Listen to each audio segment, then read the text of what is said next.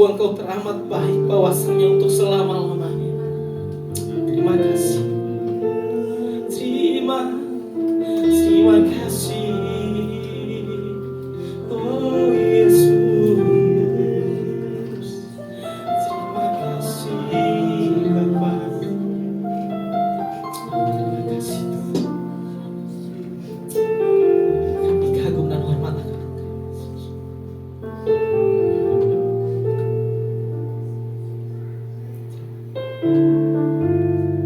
terima kasih.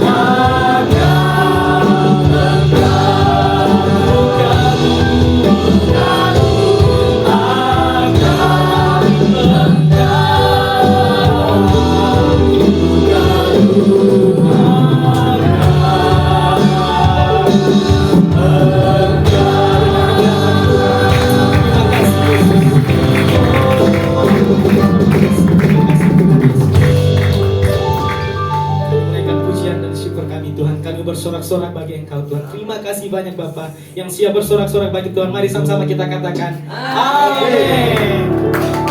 Kita percaya bahwa Dialah gunung batu kita dan keselamatan kita. Amin. Untuk itu mari kita bersuka cita di dalam Tuhan, sebab Dia penolong yang setia. Dialah yang selalu menguatkan kita. Amin.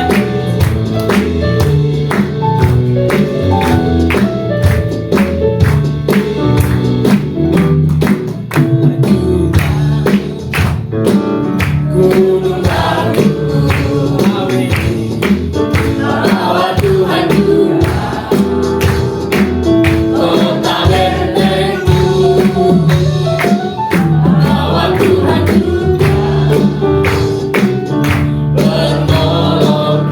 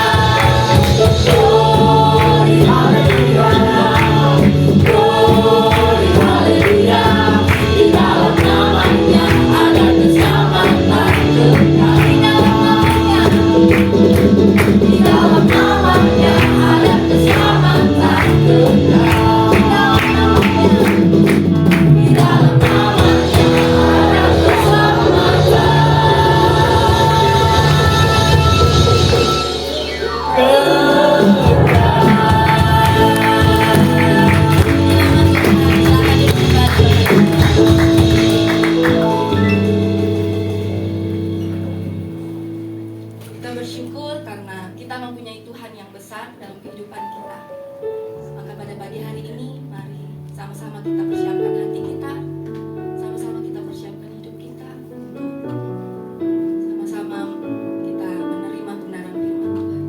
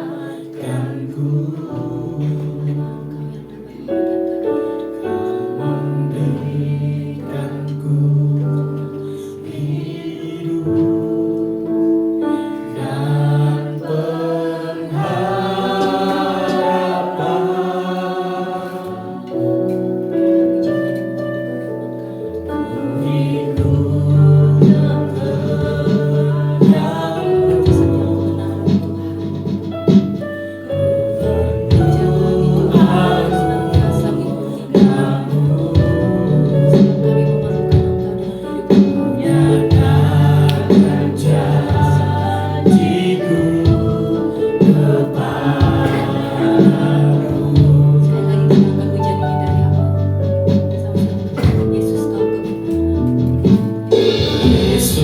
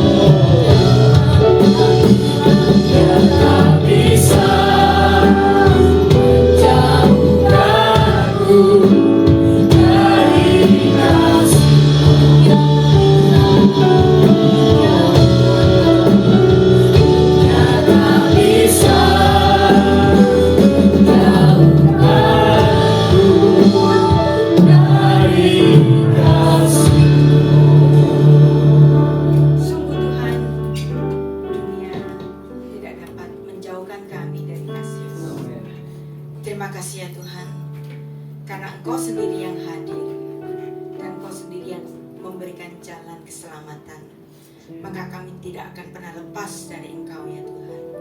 Terima kasih jika pagi ini kami boleh mengenang kembali kehadiran-Mu, kasih-Mu yang menyertai kami dan menetapkan kami sebagai warga kerajaan surga. Terima kasih ya Bapa.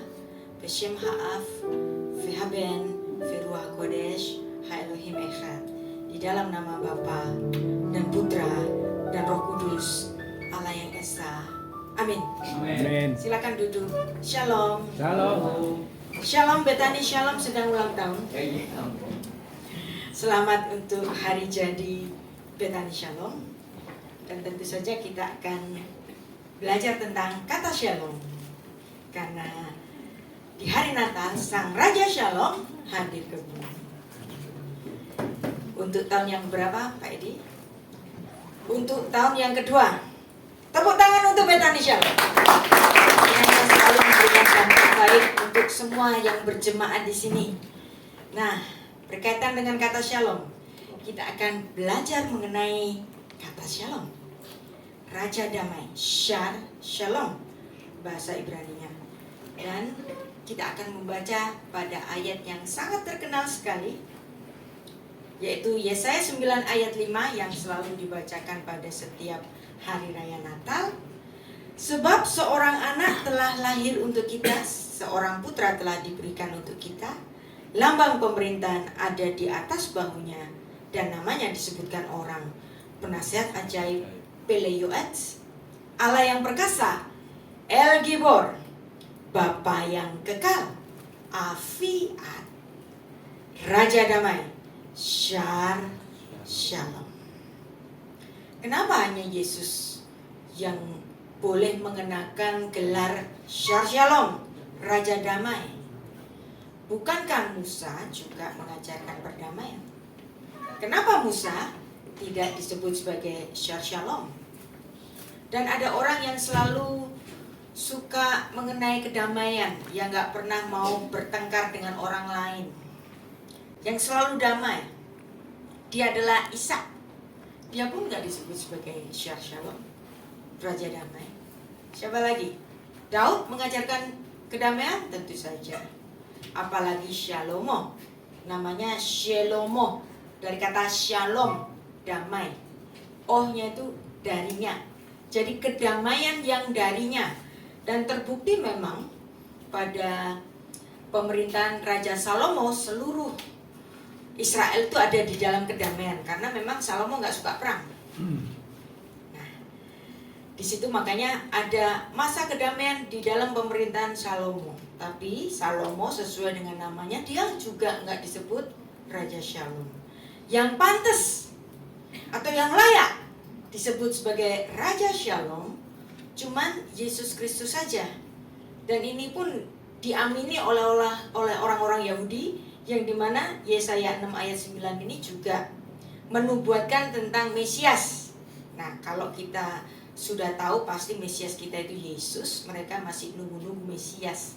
Tapi sama-sama kita memandang Raja Shalom itu adalah Sang Mesias. Kenapa Raja Shalom hanya bisa dikenakan kepada Yesus Kristus saja atau Sang Mesias saja? Nah, pastilah ini karena ada sifat pendamaian yang dilakukan oleh Raja itu. Sifat pendamaiannya itu kayak gimana? Yaitu permusuhan berdarah antara Tuhan dan manusia yang menyebabkan kematian sejak di Taman Eden. Yang itu oleh Rabi Shaul atau Rasul Paulus itu dikatakan sebab upah dosa adalah maut. Kejadian 2 ayat 16 mengatakan semua pohon di taman ini boleh kamu makan buahnya, tapi yang di tengah-tengah itu jangan kamu makan buahnya. Ayat 17, sebab pada hari engkau memakannya kamu mati. Nah, tapi Adam makan. Maka pada saat Adam itu makan, itulah hari kematiannya. Karena harga dari dosa, harga dari pelanggaran itu mati. Tetapi Tuhan gak mau umatnya itu mati. Tuhan masih ngasih jalan alternatif supaya manusia ini jangan mati. Maka Tuhan memberikan satu bentuk perlambangan sejak di Taman Eden. Kejadian 3 ayat 21. Dan Tuhan Allah membuat pakaian dari kulit binatang untuk manusia dan untuk istrinya itu, lalu mengenakannya kepada mereka. Maka apa yang dilakukan oleh Tuhan ini adalah sebagai suatu bentuk tipologi yang saya sebut dengan bahasa gampang itu tukar guling kematian. Tukar guling. Jadi supaya kamu manusia gak mati, aku aja yang mati. Siapa yang mati? Allah yang inkarnasi. Dan sejak di perjanjian lama sudah dikenal bahwa juru selamat itu ya Tuhan sendiri, gak ada orang lain. Anohi, Anohi, Adonai. Ve'en mi baladai, Musyah. Akulah Tuhan. Tidak ada juru selamat lain selain daripadaku. Nah, sekarang kalau kita percaya bahwa Yesus adalah sang juru selamat dan tidak ada juru selamat selain daripada Tuhan saja, dan kalau kita mempercayai Yesus Kristus adalah sang juru selamat, pastilah dia itu Tuhan sendiri. Nah, orang kan suka minta dalilnya mana? Banyak sekali yang menyatakan bahwa Yesus itu adalah Tuhan. Dan seandainya Yesus Kristus itu disebut dengan Raja Damai, kadang-kadang kita menemui kontradiksi. Di mana Tuhan Yesus itu pernah berkata, jangan kamu menyangka bahwa aku datang untuk membawa damai di atas bumi. Aku datang bukan untuk membawa damai, tapi perang. Wah, kontradiksi. Atau Lukas 14 ayat 25. Pada suatu kali banyak orang berduyun-duyun mengikuti Yesus dalam perjalanannya. Sambil berpaling ia berkata kepada mereka, jikalau seorang datang kepadaku dan ia tidak membenci bapaknya, ibunya, istrinya, anak-anaknya, saudara-saudaranya, laki-laki maupun perempuan, bahkan nyawanya sendiri, ia tidak dapat menjadi muridku. Nah, kontradiksi. Bisa nggak Yesus mengenakan Raja Damai, mengenakan gelar Raja Damai? Nggak bisa, orang bilang begitu. Nah, ini adalah konteks yang namanya saya sebut sebagai lost in translation. Kata membenci dalam bahasa Ibrani itu adalah, atau dalam bahasa Yunaninya itu miseo. Sane. Sane itu bukan benci dalam artian benci, dengki. Bukan. Orang Semit itu kalau dihadapkan dua pilihan, A atau B, maka kemudian dia pilih A. Nah, itu dia katakan dia benci yang B. Jadi ini konteksnya pilihan. Di dalam kehidupan setiap hari kita punya pilihan. Mau korupsi atau enggak, mau nyuri atau enggak, mau berselingkuh atau enggak. Nah, ini kan pilihan-pilihan. Setiap hari kita punya pilihan. Bahkan sampai pilihan mau Tuhan atau keluarga. Bukankah ada banyak kasus di mana ada satu orang bertobat di dalam suatu keluarga, itu bisa ditentang oleh keluarganya yang lain. Sehingga dalam konteks ini Tuhan bicara, barang siapa lebih mengasihi bapaknya, ibunya, saudara-saudaranya lebih dari aku, dia tidak layak mengikuti aku. Nah, dalam konteks ini benci yang dimaksud Tuhan Yesus itu adalah konteks dalam the matter of choice, konteks pilihan. Jadi kalau kita menemui banyak kasus kontradiksi di Alkitab, biasanya itu karena lost in translation. Karena yang menerjemahkan bukan orang Yahudi, yang menerjemahkan orang Indonesia atau orang Amerika atau orang Inggris yang tidak mengenal budaya orang Yahudi. Jadi ini untuk sampingan saja. Sekarang kita akan belajar kata shalom sesuai label dari gereja ini. Shalom. Kita akan berintertextuality study. Apa itu intertextuality study? Belajar kata shalom di beberapa peristiwa. Kata shalom membentuk kata salam bahasa Indonesia. Kata salam adalah terjemahan atau kata yang diserap dari bahasa Arab kemudian menjadi kosakata dalam bahasa Indonesia. salam shalom. Kata salam juga sama. Dalam bahasa Arabnya itu dalam artian selamat, ya, peace.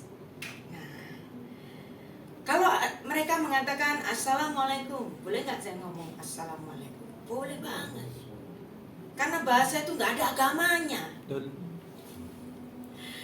Bahasa itu netral, ya. Jadi saya bisa bilang assalamualaikum yang equal dengan bahasa Ibrani shalom aleichem. Sama. Kenapa sama? Karena sister language, bahasa yang serumpun. Jadi jangan dianggap bahasa itu punya agama, ya. Ingat bahwa Kristen Arab itu sudah ada lebih dulu 7 abad sebelum agama Islam muncul. Jadi kalau ada orang Indonesia agak menghindari kata-kata Arab yang katanya kata Islam, Anda nggak akan lepas dari kata-kata dalam bahasa Arab dalam kehidupan kita sehari-hari. Kata mahir, sama-sama bahasa Arab. Bahasa Ibraninya juga begitu, artinya cekatan, cakap, sama dalam artian juga, termasuk kata shalom ini. Dan ada banyak hari-hari pun mirip dengan bahasa Arab, bahasa Ibrani sama. Hari Ahad, hari Minggu, Yom Echad. Hari Senin, Yom Sheni. Hari Selasa, Yom Shelishi. Hari Rabu, Revi'i. Hari Kamis, Kamishi. Nah terus sampai Sabat, Sabtu. Sama dari bahasa Arab. Nah, kata shalom selain bermakna damai, mendamaikan, peace, dia juga bermakna menyelesaikan. Dia juga bermakna melunasi. Wow. Tadi Roma 6 ayat 23, Rabi Shaul bilang apa? Upah dosa adalah maut. Berarti hutang dosa maut. Hutang dosa kematian, bukan kematian biasa tapi sampai kematian kekal. Dan kata shalom juga bisa bermakna lunas. Ya. Jadi kalau orang-orang Yahudi bilang melunasi, membayar, itu pakai kata shalom. 2 Raja-Raja 4 ayat 7 di sini ada cerita mengenai Elia dan seorang janda yang miskin. Dia mengatakan, kemudian pergilah perempuan itu memberitahukannya kepada abdi Allah. Orang ini berkata, pergilah, jualah minyak itu, bayarlah. Nah kata bayarlah, ini bahasa aslinya itu shalom. Veshalmi, silakan kamu bayar. Itu bentuk imperatifnya. Shalom menjadi shalmi, bayarlah kamu hai perempuan. Nah ini kata perintah untuk perempuan, shalmi. Dan bayarlah, lunasilah, berdamailah dengan sejumlah harga. Jadi membayar bershalom. Kenapa punya pikiran seperti ini? Misalnya saya jalan-jalan ke toko buku, saya buka-buka buku, wah buku ini menarik. Terus buku itu tanpa saya bayar, tiba-tiba saya pergi keluar. Terus yang punya toko manggil-manggil, mbak, atau bu, ibu belum bayar. Bayangin kalau itu tetap saya bawa, kita bisa jadi berantem. Artinya tidak ada kedamaian. Berbeda kalau misalnya buku itu saya baca-baca, oh bagus sekali nih buku. Kemudian saya melakukan tindakan perdamaian sejumlah harga. Saya datang ke kasir bayar. Nah, di sini saya bicara dalam bahasa Ibraninya itu Ani silamti et hashevet. Aku telah bershalom dengan buku ini. Aku sudah bayar buku ini. Aku sudah bershalom dengan buku ini. Nah, contoh kedua supaya kita lebih mantap bahwa kata shalom itu juga dalam artian membayar. Ayub 22 ayat 7. Jikalau engkau berdoa kepadanya, ia akan mengabulkan doamu, maka engkau membayar shilem. Itu adalah bentuk aktifnya dari kata shalom. Kamu harus bayar nasarmu. Nah, jadi di sini membaca dari apa yang ditulis oleh Rabi Shaul, Roma 6 ayat 23, sebab upah dosa adalah maut. Ini adalah penjelasan dari kitab Torah, Kejadian 2 ayat 17. Pada hari engkau memakannya, kamu mati, maka upah dosa adalah maut. Tapi di sini bukan titik, masih koma. Tetapi kasih karunia Allah ialah hidup yang kekal di dalam Yesus Kristus Tuhan kita. Dan ini adalah penggenapan dari proto-evangelium.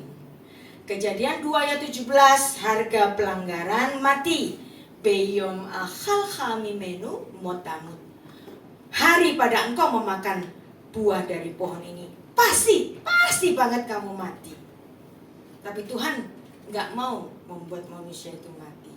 Maka dialah yang menggantikan kematian itu, tukar guling kematian. Kalau di Taman Eden Tuhan melakukan penebusan, tukar guling kematiannya itu dengan cara perlambangan, ada binatang yang tidak ikut berdosa harus mati, maka kemudian penggenapannya dia nanti akan kirim anaknya sendiri yang disebut sebagai anak domba Allah untuk membayar hutang dosanya manusia yang berdosa, yang upahnya mati. Jadi kalau saya boleh berikan ilustrasi, semua persembahan korban-korban di sepanjang perjanjian lama, ketika mereka memberikan korban-korban bakaran, korban sembelihan, itu seperti Tuhan tekan cek mundur. Adam dan Hawa berdosa, ada pihak yang mati, binatang yang mati, pakaian dia kulitnya diambil sebagai pakaian Adam. Di situ ada tukar guling kematian. Tuhan seperti tekan cek mundur. Nuh berbuat salah, dia memberikan korban, Tuhan tekan cek mundur. Abraham, Daud, semuanya di sepanjang perjanjian lama seperti Tuhan tekan cek mundur terus. Tapi cek mundur ini kan harus ada jatuh temponya kan? Jatuh temponya kapan? Yaitu kelahirannya sendiri. Maka kemudian karena dia tidak lahir di tempat yang biasa, Yesus Kristus lahir di Temple of Sacrifice yang kita kenal sebagai kandang domba. Maka dari situlah gelar Yesus Kristus disebut lurus oleh Yohanes Pembaptis. Hine she ha Elohim hata'at ha'olam. Lihat, anak domba Allah yang menghapus dosa dunia. Dia yang melunasi semua hutang-hutang dosa dunia. Maka Tuhan Yesus, hanya Yesus saja, bukan pihak lain, bukan Abraham, bukan Daud, bukan yang lain-lain, bukan Yesaya pun yang nulis mengenai nubuat kelahiran Yesus, Yesaya 9 ayat 5 tadi yang sudah kita baca. Tapi Yesuslah yang mengenakan gelar Syar Shalom, Raja Damai. Karena ketika Yesus Kristus di kayu salib, setelah meminum anggur asam itu, berkatalah ia, sudah selesai. Tetelestai. Tetelestai ini bahasa Yunani. Yesus bukan orang Yunani, Yesus orang Yahudi. Maka Yesus bicara bahasa Ibrani atau bahasa Aram, yang dimana bahasa Aram, bahasa Ibrani, bahasa Arab sama. Shalom dalam bentuk pasif. Jadi nislam itu telah diperdamaikan, itu telah dilunasi. Dilunasi dengan apa? Dilunasi dengan darahnya sendiri. Maka karena dia sudah memproklamirkan shalom, maka hanya Yesus sebagai Raja Shalom. Ada amin di sini. Nggak ada figur lain yang bisa menjadi Raja Shalom kecuali Yesus Kristus.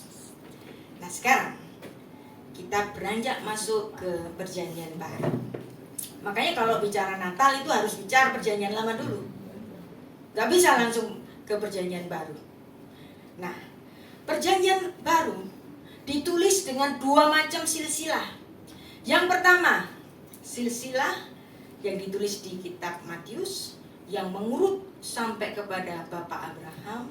Dan Anda tahu di kitab Lukas mengurut jauh sampai Adam, manusia pertama.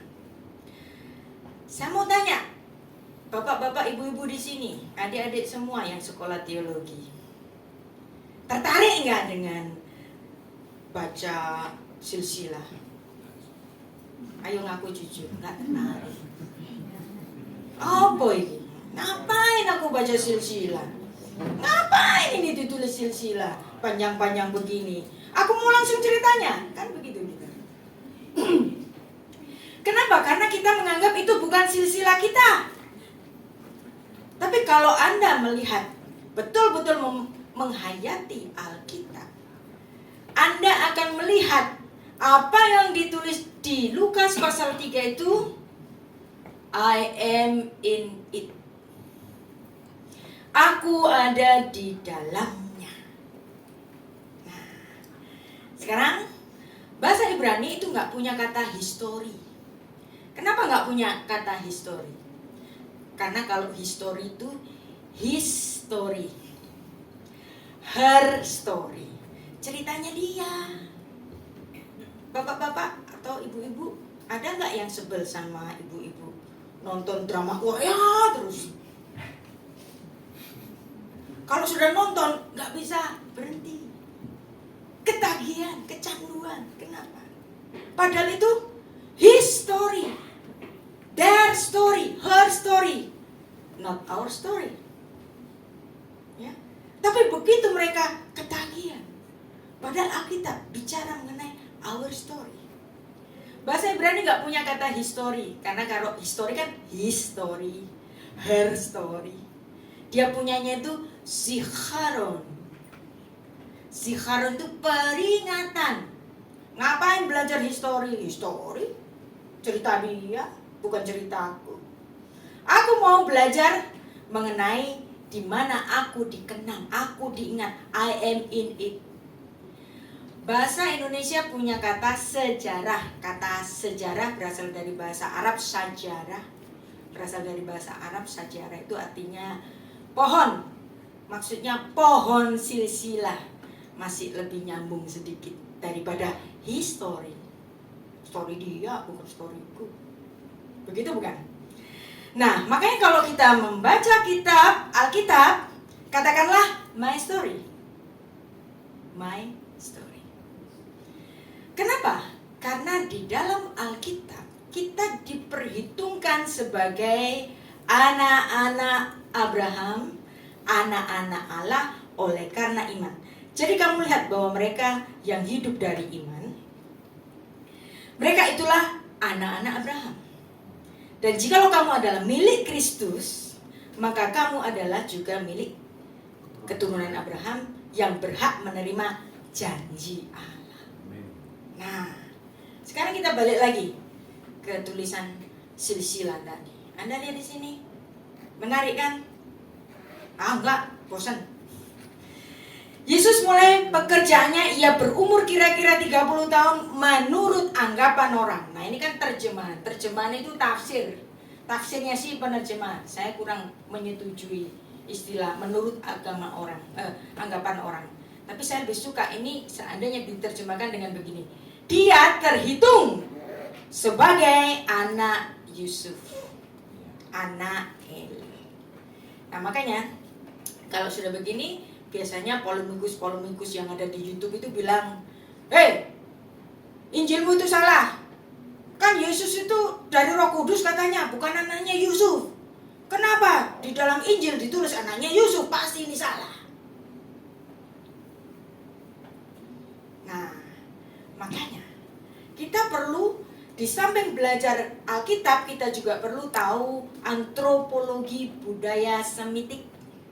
Yang dimana dalam antropologi budaya Semitik ada satu hukum yang sangat spesifik sekali, namanya hukum Mispat Habanim, imuts.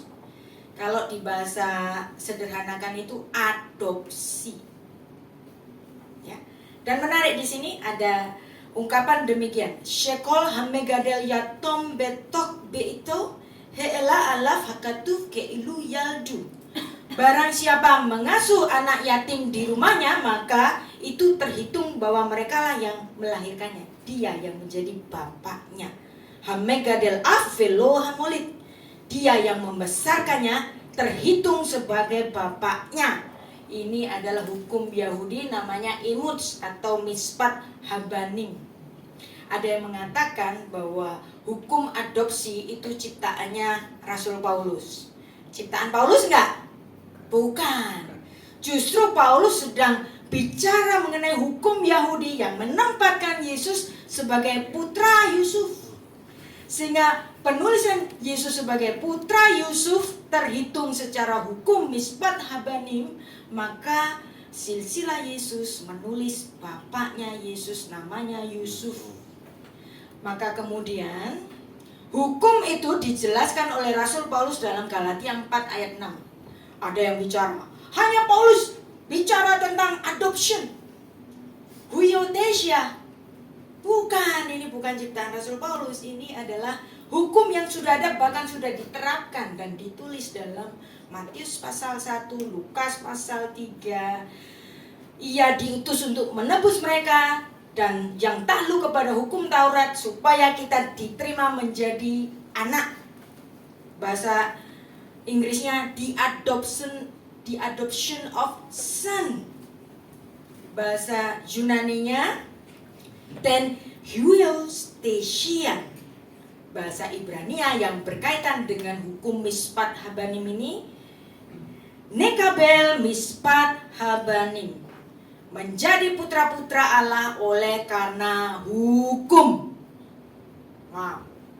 Jadi kalau kita membaca Alkitab bukan bercerita tentang orang lain, bercerita tentang kita yang terhitung sebagai anak-anak Allah oleh karena hukum. Hukum apa? Misbat habanim, hukum adoption. Dan itulah yang menjadi zikaron, peringatan. Bukan history, bukan her story, bukan their story, my story, our story.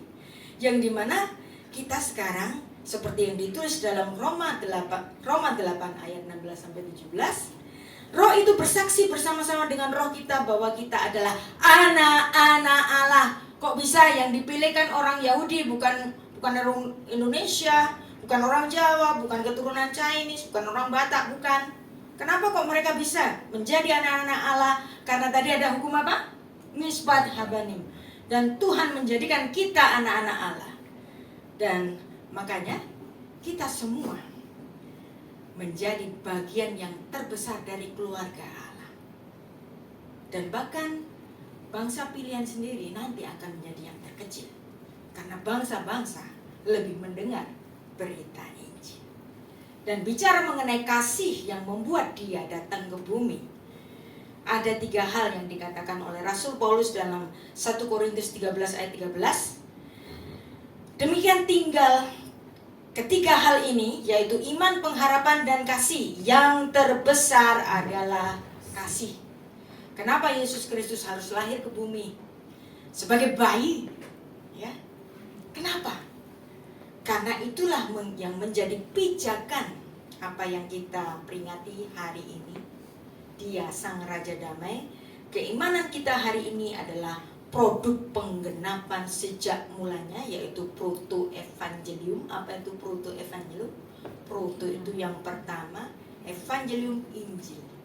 Jadi Injil yang pertama bukan kitab Matius, tetapi berita Injil yang pertama itu sudah dimaklumatkan Allah sejak Kejadian 3 ayat 15. Ve'eva ashit benha uvenha isya, dan aku akan mengadakan permusuhan berdarah antara keturunanmu dan keturunannya. Jadi bukan permusuhan biasa, permusuhan berdarah. Kalau permusuhan berdarah ada yang mati. Ada yang mati pasti. Nah, antara keturunanmu dan keturunannya. Keturunannya akan meremukkan kepalamu. Hu Yeshu veharosh. Dan engkau akan meremukkan tumitnya. Veata teshuvenu akef. Dan kau akan meremukkan tumitnya. Maka keturunan si tumit, siapa yang namanya tumit? Yakub. Yakub melahirkan bangsa Israel. Keturunan Israel yang certain, yaitu adalah Sang Mesias. Dia akan remuk. Dalam artian apa? Dia mati. Nah, Natal itu tidak akan terlepas dari Paskah. Ya. Natal tidak akan terlepas dari Paskah. Setiap kali kita mengingat Natal, itu akan selalu mengingat Paskah. Kalau Natal itu jatuh pada 25 Desember, hitung ke belakang 9 bulan sebelumnya, itu masuk bulan apa? Akhir Maret atau awal April. Kalau biasanya akhir Maret dan awal April sekitar itu, ya, kan namanya tanggalan ini bisa geser-geser gitu kan. Kita merayakan apa kira-kira? Paskah. Wow. Jadi walaupun Yesus Kristus lahir pada bulan Desember, tapi inkarnasinya masuk ke perut rahim Maria, perawan suci itu 9 bulan sebelumnya, dan itulah hari Paskah. Jadi Anda jangan tertuju pada tanggal 25-nya yang orang bilang itu semua salah. Kelahiran Yesus harus ada di hari raya orang Yahudi, 7 hari raya besar orang Yahudi. Saya bilang, ya banget. Jangan mengira bahwa Yesus Kristus itu baru inkarnasi 25 Desember, enggak kan? 9 bulan sebelumnya. Dan Yesus datang untuk mati. Maka orang-orang Yahudi sebenarnya telah melakukan hal yang lebih besar daripada kita. Kita banyak yang gak ngerti isi dari kitab Kidung Agung. Dikiranya itu cuma kitab cinta-cintaan. Dan bahkan kita merasa ini kayaknya gak cocok deh sebagai kitab suci. Pada kitab Kidung Agung adalah alegori, perlambangan kasih Tuhan yang digambarkan dalam kitab itu sebagai sang gembala kepada kekasihnya, yaitu gadis sulam.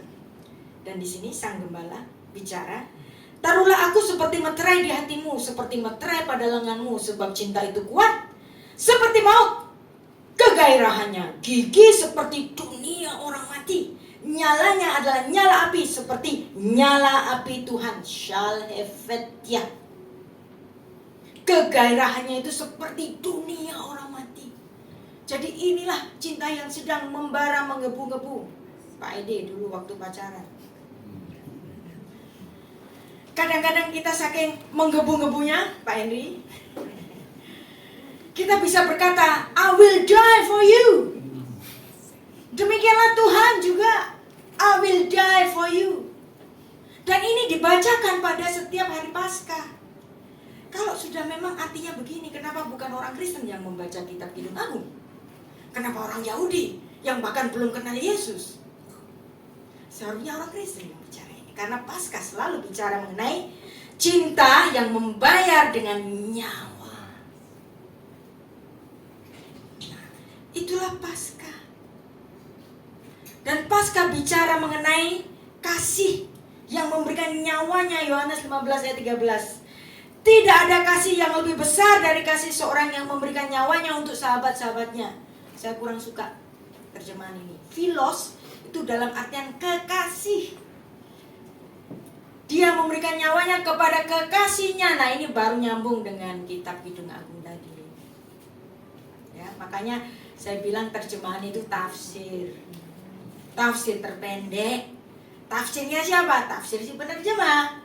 Makanya kalau ini ada beberapa mahasiswa teologi kan, Anda harus belajar bahasa asli supaya Anda tahu semangat atau nafas nyawa yang ada di ayat itu.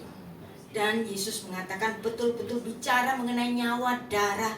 Sebab inilah darahku, darah perjanjian yang ditumpahkan bagi banyak orang untuk pengampunan dosa. Jadi memang Yesus datang itu bukan untuk sekedar mendamaikan juru damai, bikin kertas di atas materai, saling tanda tangan, bukan. Karena dosa itu upahnya mati.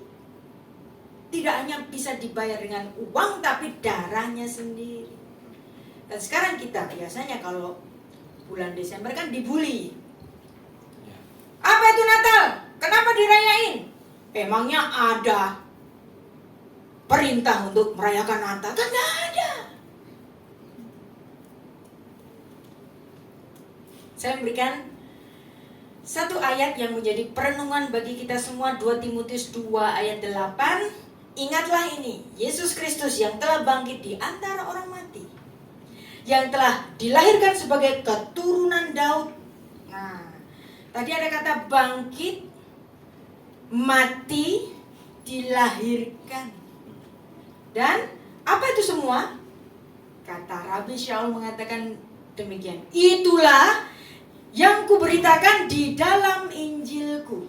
Jadi menurut 2 Timotius 2 ayat 8, pemberitaan Injil itu harus menyangkut kelahirannya, kematiannya, kebangkitannya. Masa kita cuma mengingat Paskah saja tanpa kelahirannya? Kan enggak. Jadi kalau kita memperingati Paskah, kita menerapkan ayat ini bahwa kelahirannya, kematiannya, kebangkitannya adalah bagian integral dari pemberitaan Injil.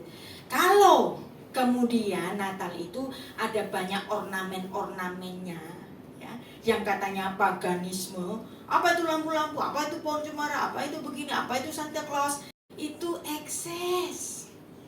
Namanya juga orang mau jualan hamper kek, atau mal-mal dihiasi dengan apapun, tapi bagi kita yang percaya Kristus, ini adalah peringatan kita tentang Allah yang inkarnasi, Allah yang hadir ke bumi, yang kita peringati kebaikannya itu karena Dia sudah memberikan nyawanya.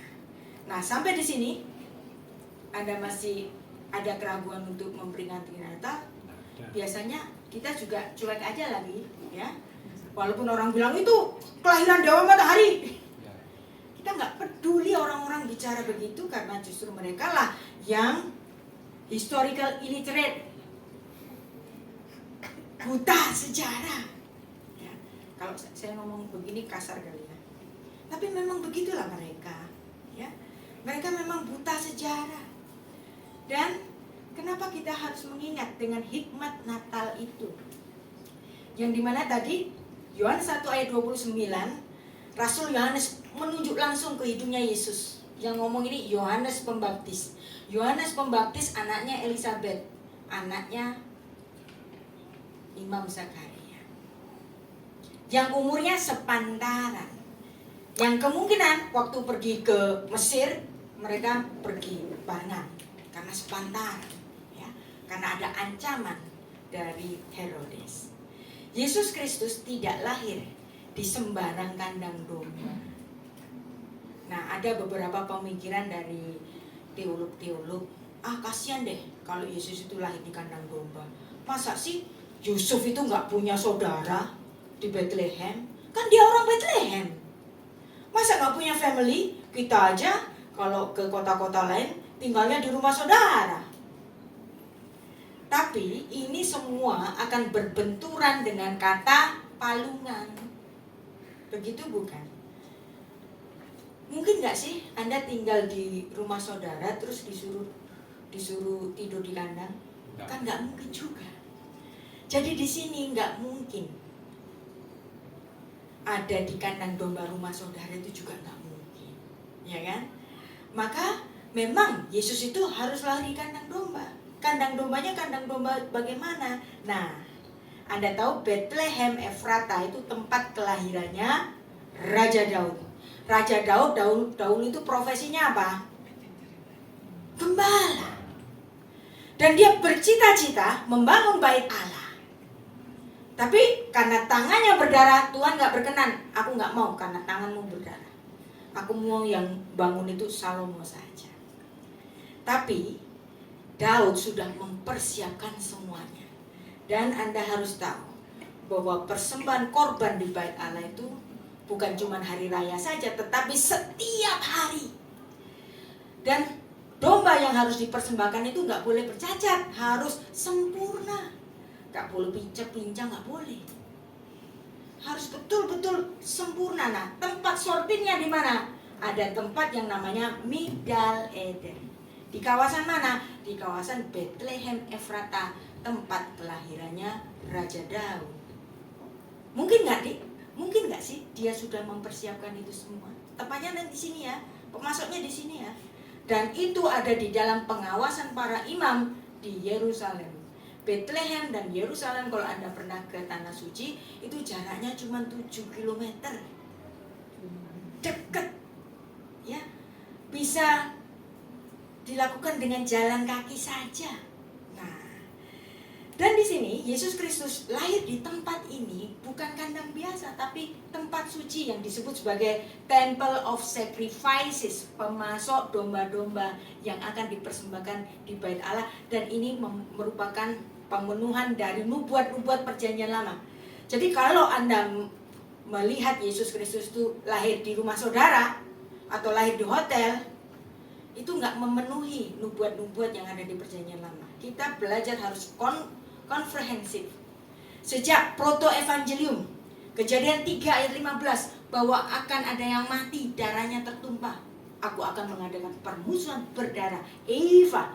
Kemudian ada Kejadian 35 ayat 21. Dan ini kalau diteliti dengan cara eksegesis Rabi Hillel. Nah, Rabi Hillel, Anda pasti mungkin kurang kenal. Siapa itu Rabi Hillel? Kita lupakan saja. Rabi Hillel sejak zaman-zaman itu sudah memandang Kejadian 35 ayat 21. Ini bercerita mengenai Yakub. Yakub punya nama lain apa? Israel. Dia punya istri namanya Rahel. Rahel itu istri yang dicintainya, dan Rahel itu artinya biri-biri betina.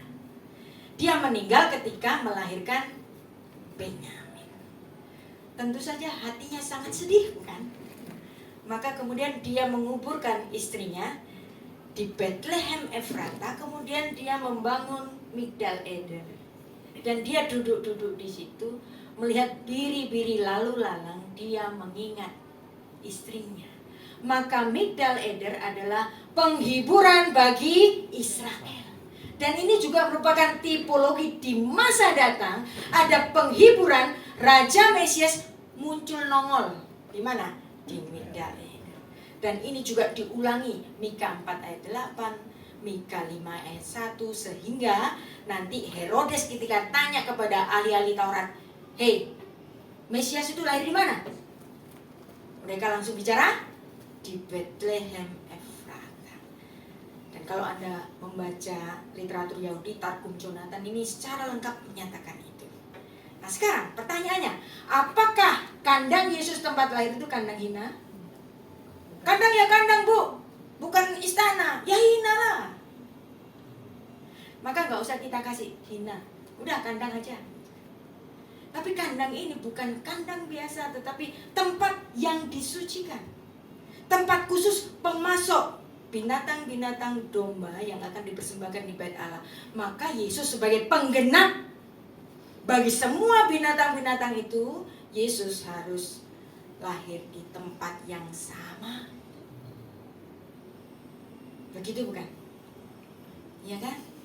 Nah, kalau saya ngasih metode pemikiran seperti ini, kemudian ada yang nyanggah, "Bu, Ibu maksa sih Yesus lahir di kandang domba di Migdal Eder. Kalau lahirnya harus di Migdal Eder, itu domba-domba kan matinya di Bait Allah. Kenapa Yesus Kristus gak mati di Bait Allah? Kenapa di Golgota?" Wah, pinter nih orang ini. Kayaknya orang ini pinter, tapi sayangnya, nah ini kelemahannya orang Kristen tuh gak mau membaca perjanjian lama karena ribet. Emang ribet sih. Nah, di perjanjian lama itu ada hukum Taurat sebagai petunjuk pelaksanaan, juga petunjuk pelaksanaan untuk orang-orang yang dijatuhi hukuman mati. Gak boleh di dalam pintu gerbang, tapi harus di luar pintu gerbang. Maka Yesus gak boleh mati di Yerusalem, gak boleh mati di Bait Allah. Tapi matinya di mana? Di Golgota. Tulisannya di mana? Ulangan 17 ayat 15. Nanti baca di rumah ya. Kalau baca ayat kebanyakan nanti nggak pulang-pulang nanti. Ya. Jadi Ulangan 17 ayat 5 bicara mengenai eksekusi yang nggak boleh dilaksanakan di kota Yerusalem. Nggak boleh di bait Allah, tetapi di luar pintu gerbang. Nah, tadi yang ngotot Bu Rita, kenapa engkau ngotot Yesus itu lahir di Middle-Eder, di kandang domba?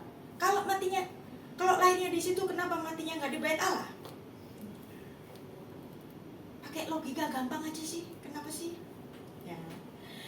Nah, di sini keren ini. Dan bahkan itu dibahas dalam Ibrani pasal 13. Itu juga sebabnya Yesus telah menderita di luar pintu gerbang. Memang harus di luar pintu gerbang karena itu tempat eksekusi. Untuk menguduskan umatnya dengan darahnya sendiri. Dan kitab Ibrani adalah kitab yang ditulis untuk orang Ibrani. Maka orang Ibrani tahu bahwa eksekusi nggak boleh di dalam kota. Harus di luar pintu gerbang. Ulangan 17 ayat 5. Nah, kemudian Anda tahu ketika Tuhan Yesus mengatakan Nislam, Shalom. Kemudian dia menyerahkan nyawanya. Matius 27 ayat 50-51. Saya kalau baca ini masih bergetar sampai hari ini. Padahal saya udah ngomong bolak-balik, tapi tetap aja terhentak hatiku.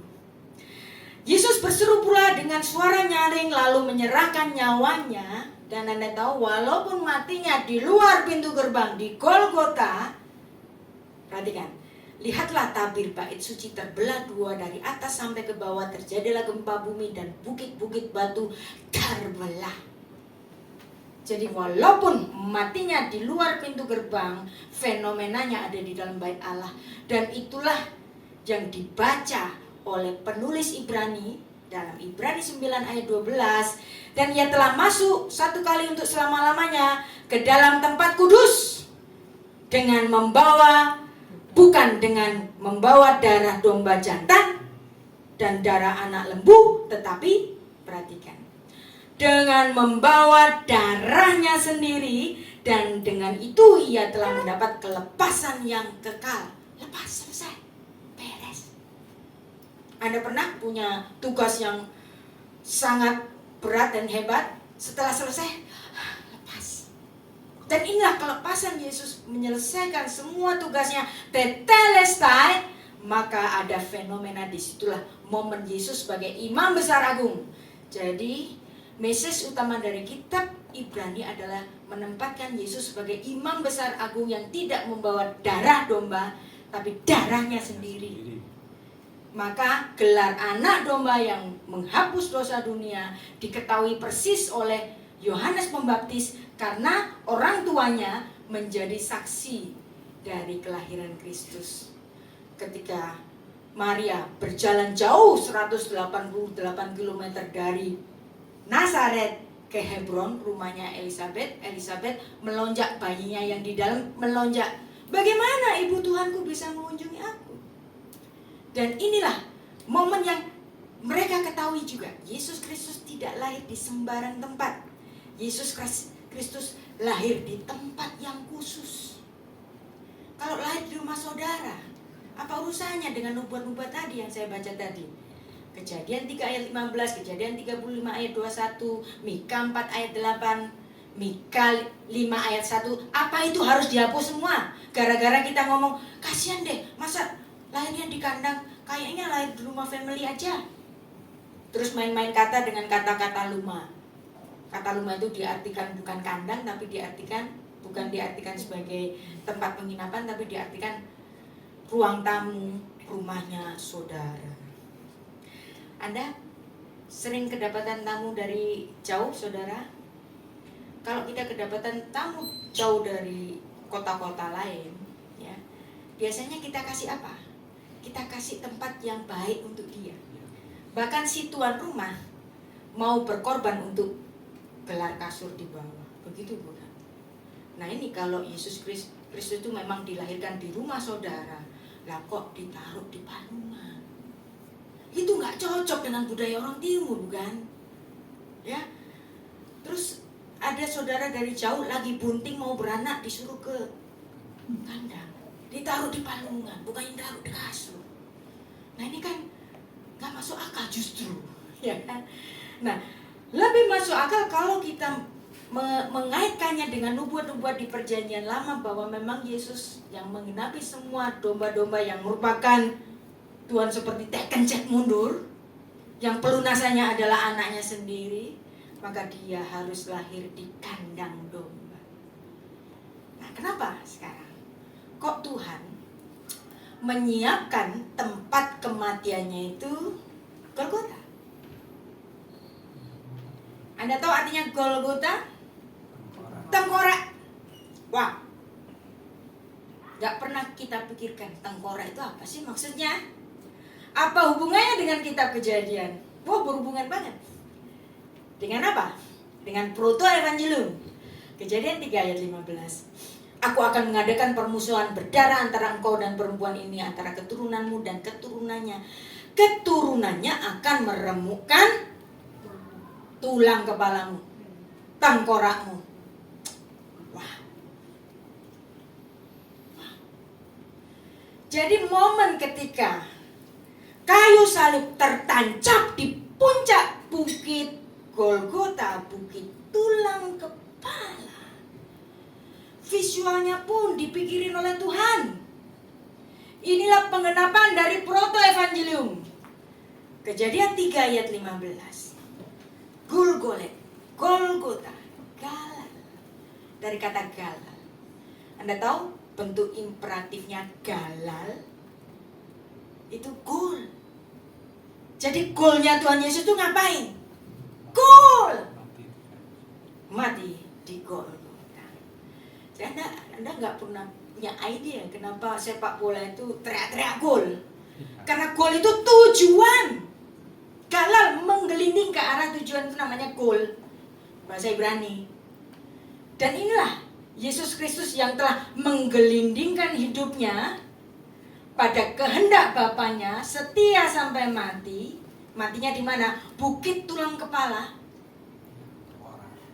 bukit tengkorak. Kayu salib menancap di tengkorak itu, dan itulah kepala si ular itu remuk, dan Yesus Kristus sudah membayar dosa-dosa yang dilakukan oleh manusia. Nah, apa sih keselamatan itu? Karena Yesus yang sudah menggantikan kematian manusia. Jadi keselamatan itu bukan the absence of sin. Keselamatan itu karena sudah ada pengganti kematian menggantikan kita. Kenapa kok saya bilang bukan the absence of sin? Anda sampai hari ini sudah dibaptis masih dosa terus kan? Kenapa? Karena kaki kita masih nginjek di bumi. Makanya kita harus terus-menerus bertobat. Kalau nggak bertobat ya bisa kehilangan keselamatan. Maka kita harus mempertahankan keselamatan karena Yesus yang sudah mati. Walaupun kita tidak bakal bisa menghadapi the absence of sin, tapi kita harus terus-menerus berkorban. Bicara mengenai sejarah dunia, kenapa Yesus Kristus harus lahir pada 25 Desember yang sebenarnya itu equal dengan hari rayanya orang Yahudi, yaitu apa? Hari raya Hanukkah. Hanukkah ini hari raya minor, hari raya kecil. Hanukkah. Terus orang bilang, masa Allah yang inkarnasi kok lahir di hari raya minor, bukan yang mayor? Mayor itu apa? Paskah, Pentakosta, dan Sukot 3.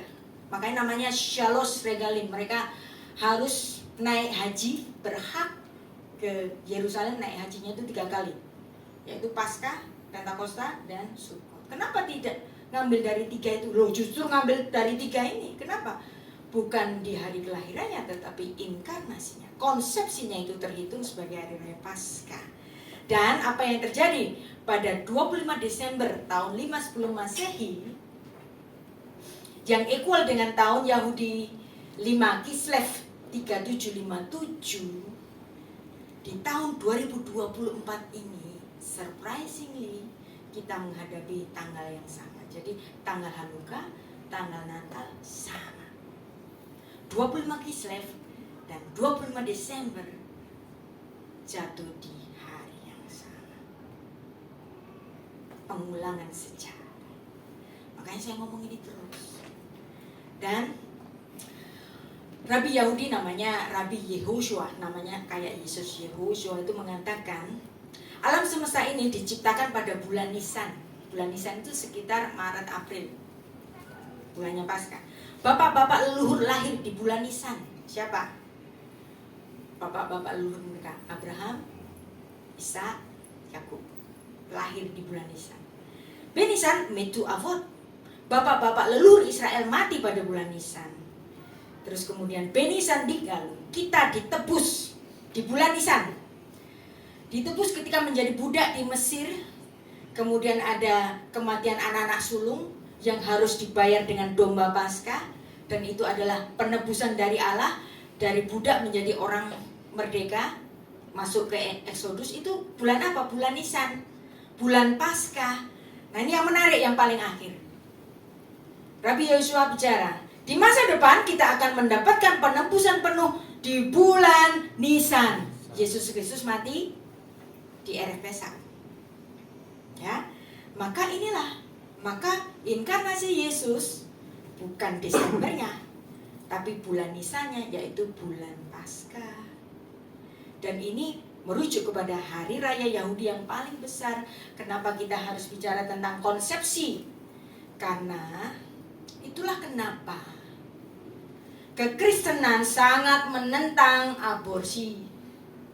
Kenapa? Karena aborsi itu sudah, orang itu sudah terhitung sebagai manusia.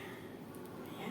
Nah, di sini dikatakan dalam Mazmur 139 ayat 13 sampai 16, di sini ini adalah pernyataan perenungan dari Raja Daud. Sebab engkau telah membentuk buah pinggangku, menenun aku dalam kandungan ibuku. Aku bersyukur kepadamu oleh karena kejadianku dahsyat dan ajaib. Ajaib apa yang kau buat, dan jiwaku benar-benar menyadarinya. Tulang-tulangku tidak terlindung bagimu ketika aku dijadikan di tempat tersembunyi. Aku direkam. Perhatikan, Daud sudah direkam sejak apa? Di perut ibunya. Di bagian-bagian bumi yang paling dalam, matamu melihat selagi aku bakal anak sudah anak. Jadi bukan waktu lahirnya. Maka kelahiran Kristus, inkarnasinya tidak boleh terhitung pada 25 Desembernya, tapi 9 bulan sebelumnya. Dan itulah Paskah. Dan Natal tidak akan terlepas dari berita Paskah. Dan berita Paskah seperti Kidung Agung 8 ayat 6 bicara mengenai cinta sejati dari Tuhan yang menempatkan jemaatnya ini sebagai perlambangan mempelai perempuannya, kan. Dan nanti kita pun mempercayai bahwa ketika kita mati, kita menyongsong pernikahan anak domba dengan Kristus sang mempelai laki-laki. Karena memang Alkitab itu bicara mengenai love story, my story, our story, bukan her story, bukan his story. Bukan cerita mereka, ceritaku. Aku ada di dalamnya. Aku direkam, aku diingat. Itulah my story, bukan her story. Ya, setiap kali kita mengenal Natal, karena kita sudah menjadi bagian kerajaan surga oleh karena proses hukum mispat habanim, kita diangkat sebagai anak. Ketika kita anak, maka kita juga pewaris-pewarisnya. Saya undang pemusik, kita akan menyanyi bukan dengan barang fana, bukan dengan barang fana. Dan memang kita tidak dibayar dengan harga murah, tetapi harga yang mahal, harganya sendiri. Anda tahu, kekristenan kita, ibadah kita adalah ibadah kasih karunia. Tahu artinya kasih karunia? Kasih karunia itu artinya yang memberi tidak berkewajiban, yang menerima nggak punya hak. Kita nggak punya hak untuk minta hidup. Orang kita orang berdosa, upahnya mati kok. Tapi dikasih kehidupan. Nah, makanya itu kasih karunia. Nah, kalau orang-orang lain itu kalau beribadah itu upaya mencapai surga, melakukan hal-hal untuk nanti ditabung untuk membeli surga. Tapi di dalam kekristenan kita, yang punya surga nyari kita. Upaya surga mencapai manusia, dan kita dibayarnya dengan harganya.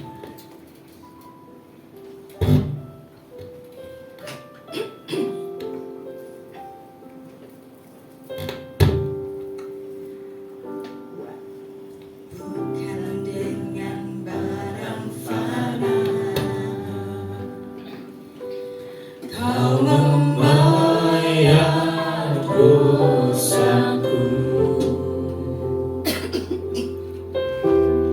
Dengan darah yang mahal,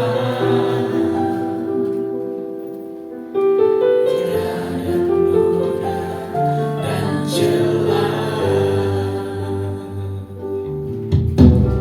Bukan dengan emas perak Kau menebus diriku, oleh segenap kasih dan pengorbananmu. Silakan berdiri. Ku telah mati dan tinggalkan cara hidupku yang semuanya sia-sia dan tak berarti lagi. Hidup ini ku letakkan pada mezbah-Mu ya Tuhan. Jadilah padaku seperti yang Kau ingini. Bapak, kami mengucap syukur kalau sekali lagi kami boleh menghayati kehadiran-Mu ya Tuhan, demi cinta-Mu pada kami. Engkau telah membayarnya ya Bapa. Terima kasih atas kebaikan-Mu ya Tuhan, dan kiranya ini menjadi nafas kehidupan kami sehari-hari, dengan bersyukur terus-menerus melakukan kebaikan sebagai pengucapan syukur kami. Beshem ha'af ben Firwarah Kodesh Ha Elohim Elah. Di dalam nama Bapa dan Putra dan Roh Kudus. Allah yang Esa. Amin. Amin. Shalom. Shalom. God bless.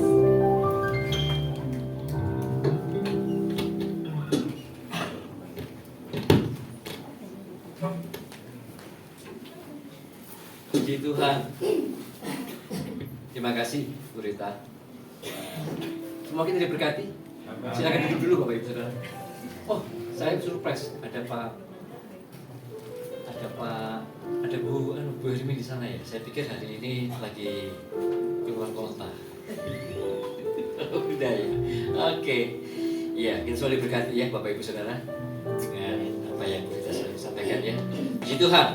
Oke, ini memang hari ini sebenarnya kita mau potong tumpeng ya, karena kita sudah beroleh kasih karunia dan anugerah Tuhan. Kita sudah 2 tahun ya pekerjaan Tuhan di tempat ini yang dipercayakannya kepada saya dan Bapak Ibu Saudara semua, kita semua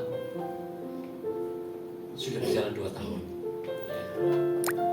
Tapi karena satu dan lain hal mungkin nanti kita satukan waktunya, mungkin karena terlalu dekat juga ya.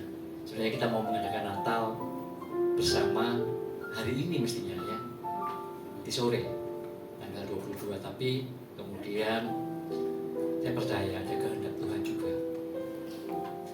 Kita undur jadi tanggal 24 sore ya. 24 sore itu sebenarnya juga kalau saya nggak salah nih, ini buruk kita yang 24 kislev gitu ya. Betul ya. Betul, karena 25-nya itu tahun ini Hanukkah. Ya. Jadi ya. Jadi kita undur di hari Selasa tanggal 24. Kemudian juga kita akan di situ juga kita akan merayakan 2 tahun pekerjaan Tuhan di tempat ini Bapak Ibu Saudara. Ya. Dan ternyata setelah saya buka-buka gitu, oh tahun ini 25 Kislev sinonim dengan 25 Desember. Itu jarang kejadian kan, agak jauh kan gitu kan. Gitu. Ya, kan? Gitu. Jadi puji Tuhan Bapak Ibu Saudara ya. Oke, dan atas Sita sudah membuat undangan. Saya percaya undangan ini Bapak Ibu kemarin minggu yang lalu sudah ambil dan kemudian juga sudah dibagikan ya sudah diantarkan juga ke beberapa teman, sahabat, saudara undangan kita ya untuk tahun ini. Dan ada satu hal lagi yang kita juga yang buat juga untuk spesial di hari ulang tahun kita Bethany Shalom Family tempat ini. Kita akan nanti tanggal 24 hari Selasa, kita akan sama-sama Bapak Ibu Saudara, kita sudah desain satu logo untuk Bethany Shalom Family. Sudah kita cetak di kaos juga ya, dan kita akan pakai sama-sama nanti di hari Selasa.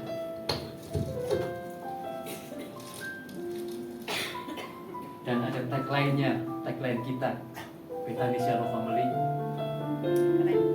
experiencing Shalom in Christ. Kita mau menjadi keluarga jemaat yang mengalami Shalom di dalam Yesus Kristus. Tadi Bu Rita mengatakan bahwa di dalam Yesus Kristus Dia yang telah melunasinya, Dia yang sudah membayar lunas ya. Dan kita hanya bisa mengalami Shalom di dalam Yesus Kristus Tuhan. Amin. Nah, ini memang sengaja saya bawa satu,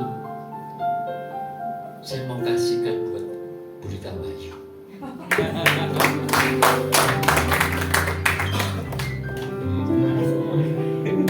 Oke, nanti semuanya juga akan dapat. Terima kasih Bu Rita Wahyu. Ya, semua sudah disiapkan Bapak Ibu Saudara. Mudah-mudahan pas yang saya ini kan size-nya ya. Oke.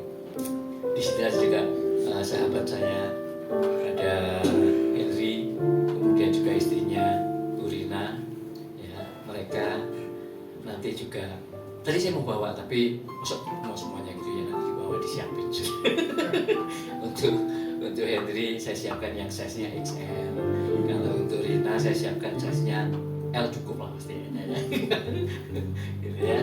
Dan yang lain-lain juga semua sudah kita siapin ya. Jadi nanti kita akan pakai bareng-bareng pada waktu hari Selasa, kita Natal bersama, dan kemudian juga kita merayakan 2 tahun pekerjaan Tuhan di tempat ini ya. Bethany Shalom Family, kita akan mengalami experiencing Shalom in Christ. Oke, gitu Han ya.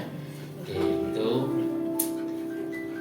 kita akan mengakhiri ibadah kita pada pagi hari ini. Bapak Ibu Saudara, kita akan satu lagu ujian Aku Memuji Kebesaran-Mu ya. Kita nyanyikan lagu Aku Memuji Kebesaran-Mu. Mari kita sama-sama bangkit berdiri. Kita akan akhiri ibadah kita pada pagi hari ini.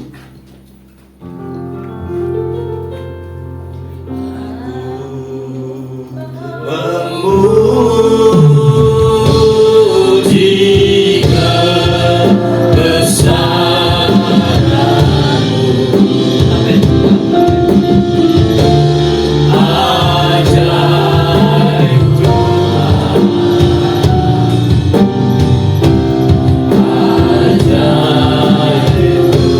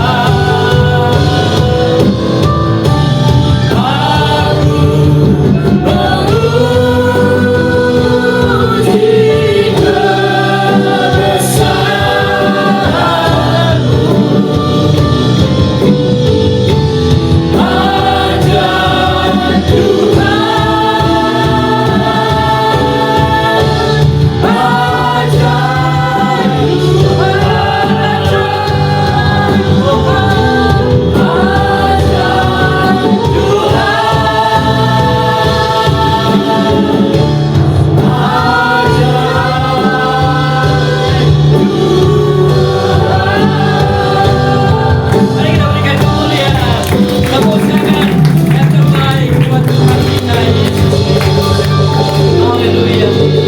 Haleluya. Haleluya. Bapa di surga, kami mengucap syukur, kami berterima kasih.